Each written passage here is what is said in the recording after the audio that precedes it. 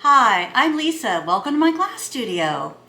A while back I had someone ask me, what is fire polish? And I thought, well, that's a great topic to cover. What is fire polish? Fire polish is when we take the glass and we heat it to the point where it makes the edge shiny. Now, why would you want to do that? Well, sometimes you have a piece of glass that's thick and you've cut it with a saw. Other times you want to make a beautiful base for your artwork. A while back I started making these pieces in a sculptural fused glass kind of format and direction, and I really loved it.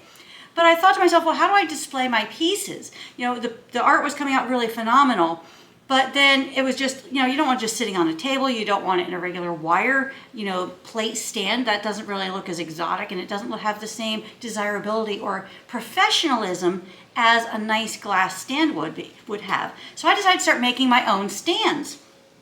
So this is the equivalent of 3 pieces of double thick clear glass stacked together. They're cut to 4 inches by 4 inches. They're stacked together. Then I contain it with fiberboard so that it doesn't, flow. I retain that thickness. I fire this to a full fuse temperature. But when this comes out of the kiln, the edges are not beautiful and shiny like we would really want.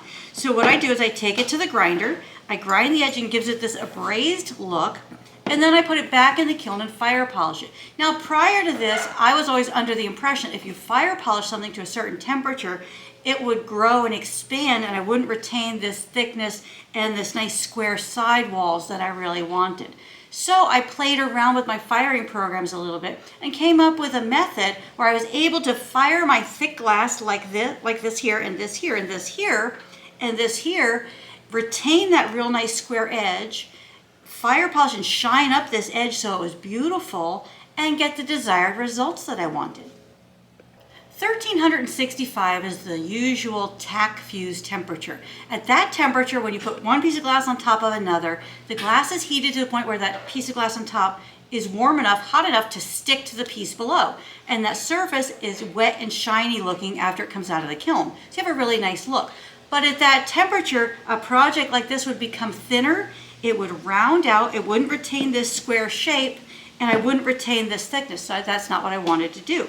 So I made this project right here, and I spent a lot of time. This is a self-portrait, and this project is from my sculptural fused glass video. And in this video, I had this beautiful piece of glass. Let me show it to you from the back. I had this beautiful, wild piece of glass, and I thought to myself, this is my mind when I'm creating. There's all of this colorful activity and energy happening in my head. And I saw this piece of glass, I was like, oh my gosh, I feel one with this piece. I feel like, I own this piece owns me. So I decided to do a silhouette of myself and cut it out of this glass. But I had to use 3 different saws. Matter of fact, I broke 2 of those saws cutting this out because of all this detail. And right here, can you see? That really is my nose. See, I did a self-portrait of my face. Are you seeing it? I'm seeing something. We're seeing something. A whole lot of you. A whole lot of me, yes. Okay, so, all right, I know I have a little bit of a nose here, but I don't want it to be any bigger. I didn't want my lips to be out of proportion. I didn't want my cute little chin to be messed up. The hair could go as crazy it wanted because that's me with crazy hair all the time. But I wanted to make sure this portion of the sculpture was intact and retained its size, shape, and very important to me was that I retained the thickness. I worked hard to get that thickness. I worked hard breaking those saws to retain this. Let me show it to you from the back again, because there you get an idea of my crazy hair. I asked my kids, I showed them this design. I was like, do you like this design with calm hair or this design with crazy hair? And they all said, crazy hair, Mom. That's totally you. All right, so I agree with it, and I hated my hair till I was 40. Now I embrace it and I'm just cool with it. Whatever it does, it does. It's not stopped me from having fun, so that's what I'm doing. So, created this piece. The size, shape, and thickness was very important to me. So what I did was I took some of the cutoffs from this piece and I did some test firing. This was the first firing I did. I fired this at 1345 and I held it there for 5 minutes. And I liked the shiny edge, but what I did not like was it became kind of soft and it's not as thick as it used to be. And I really wanted that thickness because like I said, I worked hard to get that thickness. I didn't want to soften out the shape. So I said, this is a great sample, but it's not what I want. So I took another cutoff from this. I fired this to 1300 and I held it there for 5 minutes. So when I do these samples, I write right on them, you know, what I did. This is with a Sharpie. So I can reference them in the future if I want to repeat that. This piece I really loved. It retained the square edge quality here. It retained the thickness here, and it has a shiny edge, which I really, really love.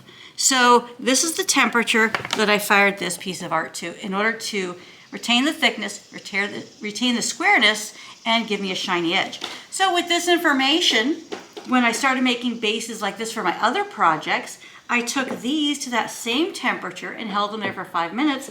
Now this piece you can see has a brazed edge from the grinder to smooth it out and square it up after it came out of the kiln.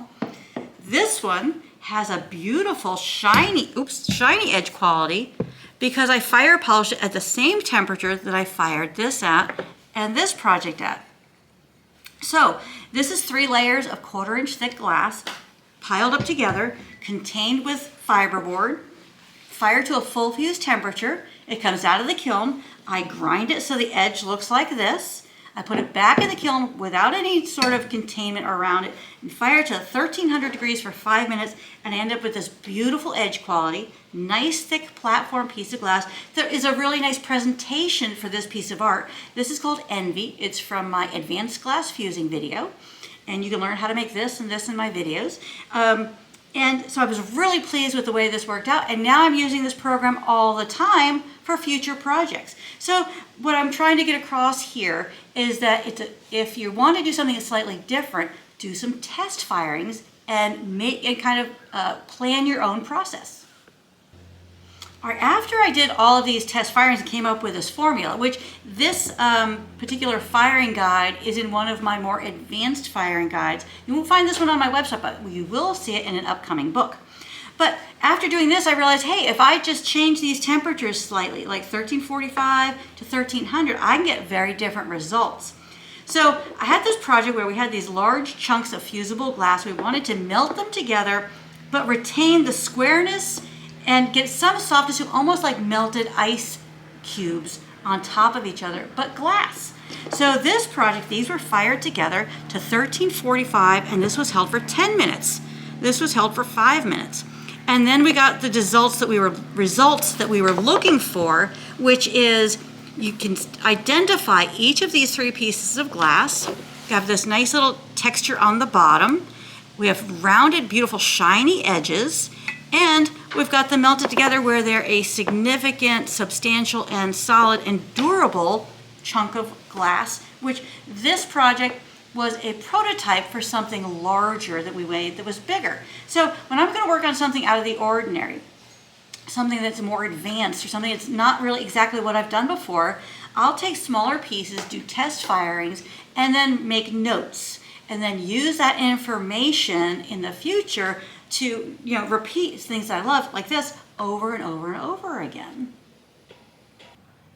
So fire polishing is a great technique that you can use to make your edges shiny. At 1365, you can fire polish something that has 2 layers of glass that's been fused together, and it'll look beautiful. Now, if you're going to work with something slightly thicker, like these projects, something even thicker like this, then you might want to customize that temperature and try something a little different. And so here, 1300 for 5 minutes gave me the results that I wanted for this project and for this project. So I hope that's helpful to you, that you can use that number in the future. I would recommend you cut some glass and you do a test firing in your kiln, because your kiln's going to fire slightly different than mine. All of my kilns fire differently than each other, so that's consistent with using different kilns. So I hope you enjoyed this information. I want to thank the YouTube follower who suggested this topic. Thank you very much. We appreciate that. We love your ideas. Please send us feedback and more ideas for more videos. We love to hear from you, and we love to try to hit topics that are relevant for you that make your glass fusing experience more enjoyable. Please follow and subscribe to my YouTube channel. Then you'll know about all my new videos when they come out. You'll get notification immediately. And please consider becoming a premium video member. We have exclusive content just for members with new videos, courses coming out all the time. Every month you get something new, got lots of really exciting projects.